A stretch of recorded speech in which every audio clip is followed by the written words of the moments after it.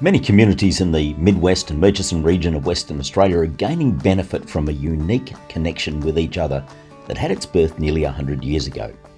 Tourism is prompted by many different interests, and in a time when more and more West Australians are discovering their own state, the Monsignor Hawes Heritage Trail is feeding into a wide variety of interests: history, architecture, spirituality, and the discovery of some unique and interesting regional communities.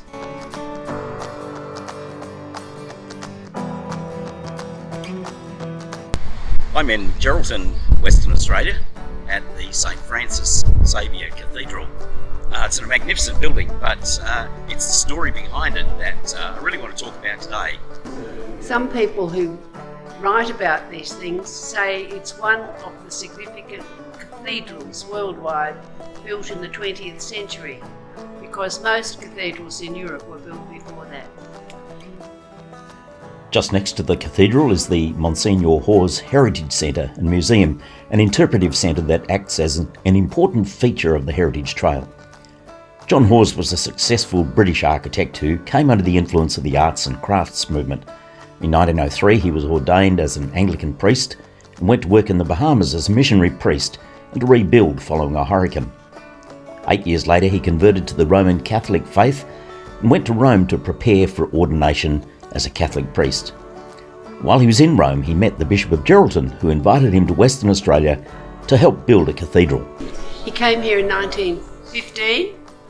On arrival, he was sent out to Yalgoo, which is a couple of hundred k's east of Geraldton, 300 k's I think, very hot and dry. He thought he'd reached the end of the world, but he was there for a time, and then he came back and designed our cathedral, which is quite a significant building. It was begun in 1916, was usable by 1918, but then a new bishop came who didn't like Hawes or his cathedral very much, so he sent him to Mullawar, which is another inland town, and there he designed another beautiful church. Hawes was based in the town of Mullawar, a railway junction at the centre of the agricultural industry, from 1916 to 1939, where he built the church of Our Lady of Mount Carmel, as well as a house for himself. In Mullawar, at the time he was in Mullawar, the Aboriginal people were not permitted to enter the town of Mullawar.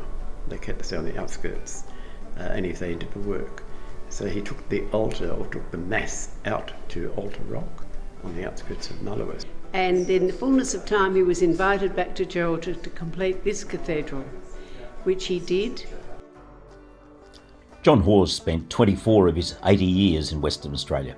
A keen horseman, he travelled from town to town, supporting parishioners, and as he went he designed and built churches and other buildings. He evolved his own style, always using local building materials and finding ways to solve local problems of climate, natural resources, and lack of finances.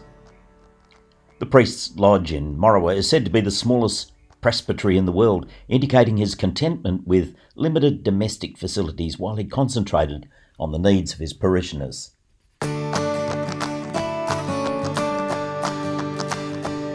The Monsignor Hawes Heritage Trail now takes in 8 communities, and much of this area is now known as wildflower country in recognition of the amazing displays of wildflowers in late winter and early spring.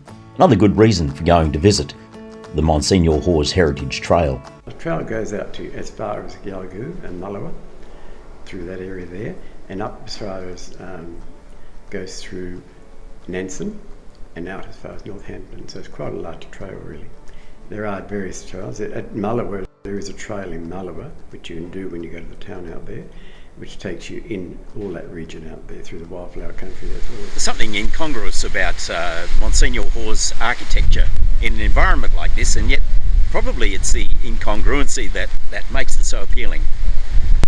What Monsignor Hawes did 100 years ago had a huge impact on these small communities across the Midwest back then, and his legacy still lives on. John Hawes left Western Australia to return to the Bahamas in 1939, but he left behind a unique legacy that has become part of the history and identity of many isolated communities around the state. The Monsignor Hawes Heritage Trail stands as a memory to a man who made a mark in his time but now contributes to the health of many local economies.